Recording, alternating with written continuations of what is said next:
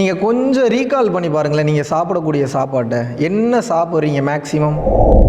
நம்ம யூஸ் பண்ணக்கூடிய அரிசி வகைகளுக்கு, நம்ம நாட்டில் விளைந்த அரிசி வகைகளுக்கு வேற எவனும் இன்றைக்கி சொந்தம் கொண்டாடுற அளவுக்கு ஆகிப்போச்சு. இன்றைக்கி நம்ம அதை பார்த்தோம்னா பைத்தியமே பிடிச்சிடும், கோவம் வந்துடும்.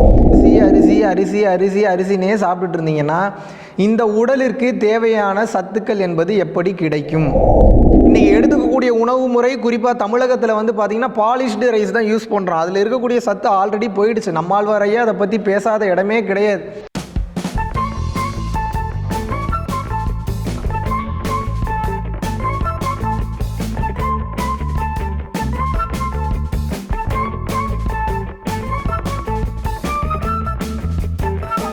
குருவே சரணம். அனைவருக்கும் வணக்கம். மனிதர்கள் இந்த காலகட்டத்தில் சாப்பிட்ற உணவு முறைகளில் வந்து ரொம்ப ரொம்ப கவனம் எடுத்துக்கொள்ள வேண்டியதாக இருக்குது. இதில் மெயினாக நீங்கள் நோட்டீஸ் பண்ணக்கூடிய விஷயம் என்னென்னா, நீங்கள் கொஞ்சம் ரீகால் பண்ணி பாருங்களேன். நீங்கள் சாப்பிடக்கூடிய சாப்பாட்டை என்ன சாப்பிட்றீங்க மேக்ஸிமம்? அரிசி. எப்போ பார்த்தாலும் அரிசியிலேருந்து வரக்கூடிய சோறு அல்லது சாதம் எப்படி வேணாலும் நீங்கள் வச்சுக்கலாம். ஸோ ஆக மொத்தம் அது அரிசியினுடைய அவுட்கம் தான் சாப்பாடு அல்லது சாதம்னு சொல்கிறோம். காலையில் எழுந்திரிச்சோன்னே என்ன சாப்பிட்றீங்க? இட்லி அல்லது தோசை. இது ரெண்டுமே அரிசியினுடைய வெளிப்பாடு தான். மிஞ்சி மிஞ்சி போனால் சப்பாத்தி போவீங்க, பூரி போவீங்க. அதுவும் பாருங்கள், கோதுமை கொஞ்சம் வேறு மாதிரி போகிற மாதிரி இருந்தால் மைதா, இல்லை வேறு மாதிரி போகிற மாதிரி இருந்தால் மறுபடியும் அரிசியிலே வந்து நின்றுக்கிறீங்க. இல்லை வேறு மாதிரி கொஞ்சம் அதிகப்படியாக போகிற மாதிரி இருந்தால் அந்த கம்மங்கூழ் வரைக்கும் போவீங்க. எப்போயாவது அது வீட்டில் செய்கிறதில்ல, வெளியில் போகும்போது குடிச்சுக்கிட்டா உண்டு. இப்போது நான் என்ன கேட்குறேன்னா, அந்த காலம் அப்படின்னு எடுத்துக்கிட்டிங்கன்னா 1,20,000 வகை அரிசிகள் இருந்தன. ஆனால் இன்று நாம் சாப்பிடக்கூடிய உணவில் வந்து பார்த்திங்கன்னா வெறும் 6,000 வகை அரிசி தான் இருக்குது. அந்த அரிசிக்குமே பேட்டன் ரைட்ஸு ஃபாரின்காரன் வாங்கிட்டான். இது எப்படி அப்படின்னா, நம்ம யூஸ் பண்ணக்கூடிய அரிசி வகைகளுக்கு, நம்ம நாட்டில் விளைந்த அரிசி வகைகளுக்கு வேற எவனும் இன்றைக்கி சொந்தம் கொண்டாடுற அளவுக்கு ஆகிப்போச்சு. இன்றைக்கி நம்ம அதை பார்த்தோம்னா பைத்தியமே பிடிச்சிடும், கோவம் வந்துடும்.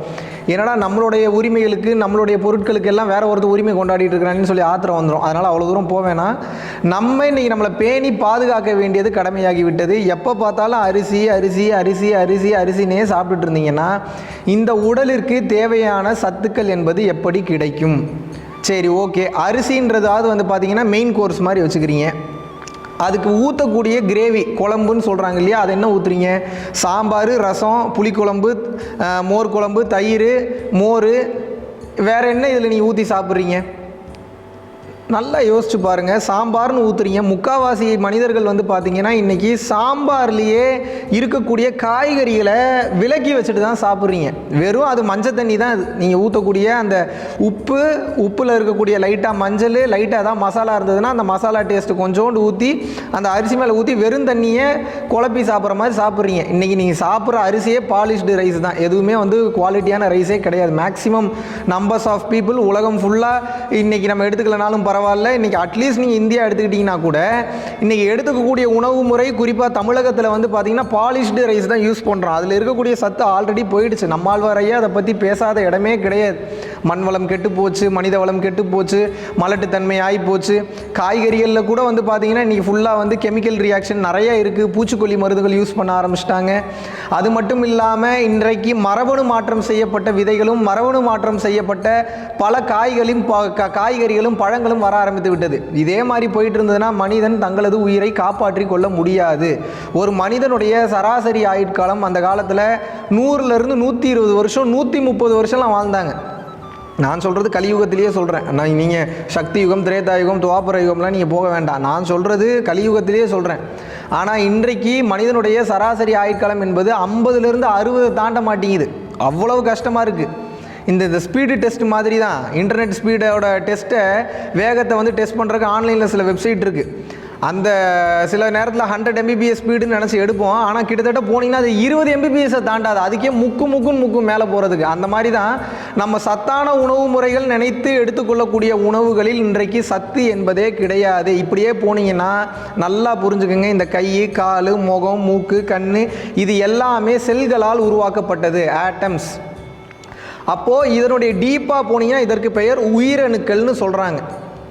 இப்படியே நீங்கள் சாம்பார், ரசம், இட்லி, வடை, பொங்கல், பூரி, சமோசா இதே மாதிரியே சாப்பிட்டுட்டு வந்தீங்கன்னா வயிறு நிறையுமே தவிர உங்களுக்கு உயிராற்றல் என்பது வராது வராது வராது வராது. உயிராற்றல் இருந்தால் தான் அது செரிமான சக்தியாக மாறும். செரிமான சக்தி செரிமானம் பண்ணாத நேரத்தில் நோய் எதிர்ப்பு சக்தியாக மாறி நோய்களை எதிர்த்து சண்டை போடக்கூடிய ஆற்றலும் அந்த உயிராற்றலுக்கு தான் உண்டு. ஆனால் இன்றைக்கு நாம் சாப்பிடக்கூடிய உணவு முறைகளில் அது கிடையாது. அதனால் நான் என்ன சொல்கிறேன்னா நல்லா புரிஞ்சுக்கோங்க. நாம் விழித்து கொள்ள வேண்டியது நம்மளுடைய கடமை. நம்ம எந்த அளவுக்கு விழிப்புணர்வு தன்மையில் இருக்கிறோமோ அந்த அளவுக்கு தான் நம்ம பாதுகாத்து கொள்ள முடியும்.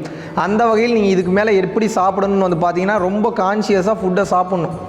நீங்கள் மென்று சலைவாவோடு மிக்ஸ் பண்ணி அந்த கூழாக மாறி தான் நீங்கள் முழுங்க வேண்டும். இது பாயிண்ட் நம்பர் 1. இது முதல்ல நீங்கள் எதை சாப்பிட்டாலும் எது வாய்க்குள்ளே போனாலும் முதல்ல மென்று உமிழ்நீரோட கலந்து அது மிக்ஸ் ஆகி அதை மட்டும்தான் நீங்கள் முழுசாக முழுங்கினீங்கன்னா தான் அது உயிராற்றலாக மாறும். சக்கரை வியாதி வராது. இது எல்லாத்துக்கும் மேலே சீக்கிரம் செரிமானம் பண்ணக்கூடிய ஆற்றல் கிடைக்கும். இதை கடந்து நீங்கள் எதெல்லாம் எடுத்துக்கணும்னு பார்த்தீங்கன்னா ஏபிசி இதை நல்லா ஞாபகம் வச்சுக்கோங்க. ஆப்பிள், பீட்ரூட், கேரட் டெய்லியும் காலையில் அதை எடுத்துக்கொள்ள முடியுமான்னு பாருங்கள். கொஞ்சம் கொஞ்சமாக இன்றைக்கி கூட ஆப்பிளில் வெளியில் நிறையா மெழுகு தடவை ஆரம்பித்து விட்டார்கள். அதனால் வெளியில் இருக்கிற தோலை சீவிட்டு உள்ளே இருக்கக்கூடிய ஆப்பிளை சாப்பிட ஆரம்பிங்க. ஏபிசி ஆப்பிள், பீட்ரூட், கேரட் இதை ரெகுலராக எடுத்துக்க முயற்சி பண்ணுங்கள். அது மட்டும் இல்லாமல் சும்மா எப்போ பார்த்தாலும் அரிசி தோசை இட்லினே சாப்பிட்டுட்டு இருக்காமல் கேழ்வரகு, கம்பு, தினை, சாமை இதெல்லாம் எடுத்தோடனே இப்போ உங்கள் உடம்புக்கு செட் ஆகாது. வயிற்றால் போகிற மாதிரி தான் இருக்கும். ஆனால் அது செட் ஆகிறதுக்கே லேட் ஆகும். அந்த மாதிரியான உணவு முறைகளை வாரத்தில் 7 நாள் இருக்கு இல்லையா, மாற்றி சாப்பிட முயற்சி பண்ணுங்கள். நம்ம உடம்பை நம்ம தான் பார்த்துக்கணும். ஆத்திர அவசரத்தில் வேலைக்கு போகிறேன், எனக்கு பிஸியாக இருக்கிறேன் அப்படின்னு பார்த்துட்டு இருந்தீங்கன்னா உங்களோட உயிருக்கு யாரும் பொறுப்பேற்று கொள்ள முடியாது, பொறுப்பேற்று கொள்ள மாட்டார்கள்.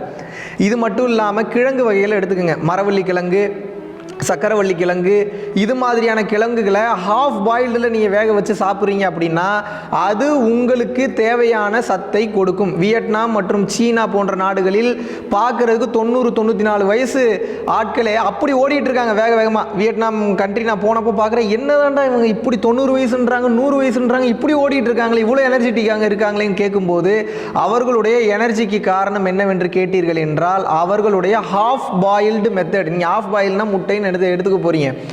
அரை பதத்தில் வேக வைத்த உணவுப் பொருட்களுக்கு என்றைக்குமே சத்து என்பது உள்ளேயே இருக்கும். நீராவியில் வேக வைத்த பொருட்களும் சத்து என்பது உள்ளேயே இருக்கும்.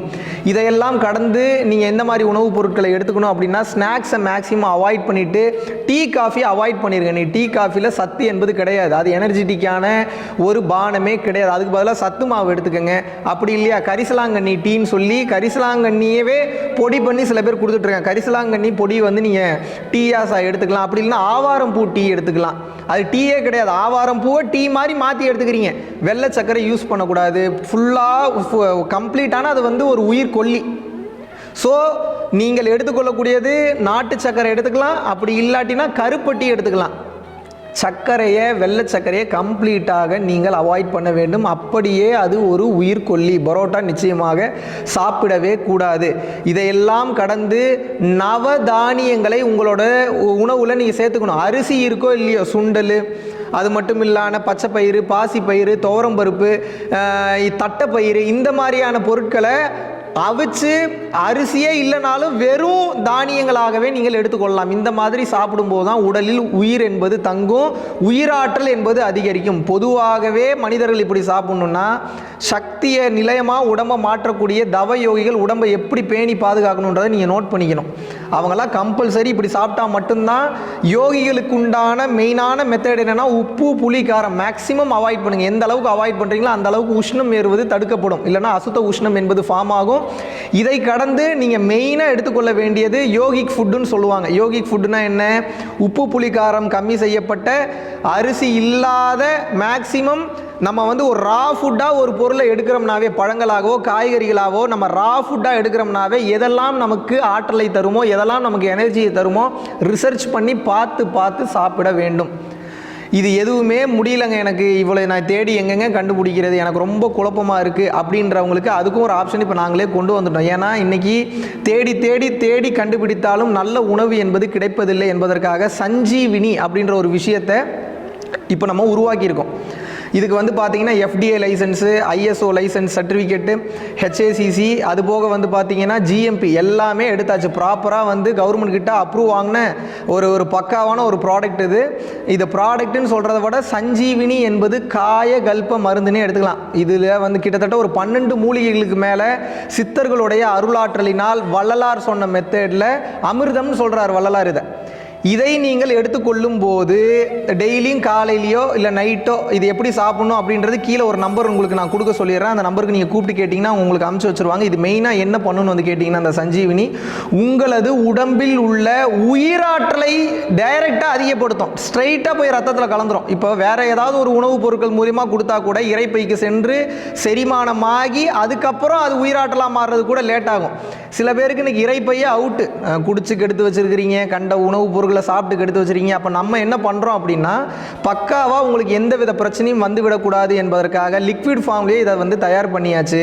ஸோ லிக்விட் ஃபார்மில் இதை எப்படி எடுத்துக்கணுன்ற அந்த மெத்தடை தெரிஞ்சு நீங்கள் எடுத்துக்கொள்ளும் போது உடம்பில் உள்ள பல வியாதிகளை இதை குணப்படுத்துகிறது. மெயினாக வீசிங் ப்ராப்ளம் இருக்கிறவங்களுக்கு வீசிங்கை க்யூர் பண்ணுது, எனர்ஜெட்டிக்காக இருக்க வைக்குது, உயிராற்றல்களை அதிகப்படுத்துது, பிளட் செல்ஸோட கவுண்ட்டை வந்து அதிகப்படுத்துது, இன்னும் பல விஷயங்களை இது செய்கிறது. சித்தர்களின் அருள் ஆற்றலினால் கிடைக்கப்பெற்ற ஒரு மாபெரும் பொக்கிஷம் தான் சஞ்சீவினி. ஸோ நான் முன்னாடி சொன்ன மெத்தடையும் நீங்கள் ரெகுலராக ப்ராக்டிஸ் பண்ணிட்டு வரும்போது உங்களுக்கு அந்த உயிராற்றல் என்பது அதிகரிக்கும். அதுபோக அது இல்லை என்றாலும் இதை எடுத்துக்கலாம், அப்படி இல்லைன்னா அதை எடுத்துக்கிட்டு இதை எடுத்துக்கலாம். ஆக மொத்தம் உயிராற்றல் தான் நமது ஜீவசக்தி. நமது ஜீவசக்தி அதிகமாகும் போது உடலில் எனர்ஜெட்டிக்கான ஒரு ஃபீல் இருக்கும், உயர்ந்த விஷயங்களை அச்சீவ் பண்ணுறதுக்கு ஃபோக்கஸ்டான மைண்ட் இருக்கும், தெளிவு சிந்தனையும் அதிகப்படும். என்றைக்குமே மன தெளிவுன்றது ஒன்று வந்துருச்சுன்னா உலக தெளிவுன்றது வந்துடும். மனத்தெளிவே ஞான தெளிவையும் உங்களுக்கு கொடுத்து விடும். அதனால ரொம்ப கவனமாக இருங்க. எந்த உணவை எடுத்துக்கொள்கிறீர்களோ அதே உணவாக நீங்கள் மாறுகின்றீர்கள் என்பதை நினைவில் கொண்டு செயல்படுங்கள். நன்றி, வணக்கம்.